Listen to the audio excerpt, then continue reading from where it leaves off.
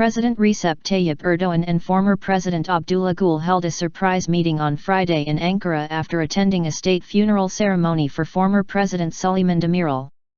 The 45-minute meeting between Gül and Erdoğan took place in the office of Parliament Speaker Cemil Çiçek. No statement was made following the meeting, but a former deputy of the ruling Justice and Development Party, AK Party, Kemalettin Göktaş, told reporters that Gül would one day return to politics. The meeting between two of the co-founders of the AK Party occurred as Turkey readies for coalition talks following a parliamentary election in which the AK Party failed to obtain a majority in parliament to form a government. The former and current presidents are believed to have exchanged views on a wide range of issues including the June 7 election, coalition talks, Gül's return to the AK Party as chairman of the party and the possibility of an early election. Following Erdoğan's departure after the meeting, Gül remained for some time in the office with Çiçek.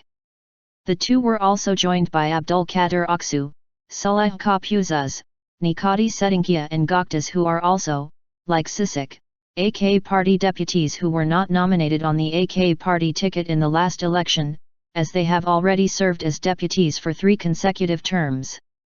The meeting was a first between Erdoğan and Gül after the publication of a memoir by a top advisor to Gül during his term as president, in which Erdoğan is depicted as responsible for the failures of the AK Party and Gül is portrayed as a hero.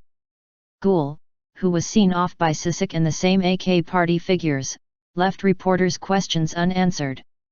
The Millet Daily maintained midweek that Gül, who also headed the first AK Party government, is being closely followed by the government on the suspicion that he plans to return to politics as the leader of the party. Before handing the post of president over to Erdoğan last August, Gül expressed his willingness to return to the AK Party after leaving the role, but Erdoğan prevented Gül's return to the party at the time, apparently in fear that Gül would not allow Erdoğan to intervene in the government's affairs while president. The AK Party fell short of the parliamentary majority it enjoyed for 13 years by securing only 258 seats in parliament in the election. A total of 276 seats, which represent an absolute majority in the 550-seat parliament, are required to form a government. Gül has previously stated that he favors a coalition government, saying the parties should seek to establish a coalition instead of holding an early election.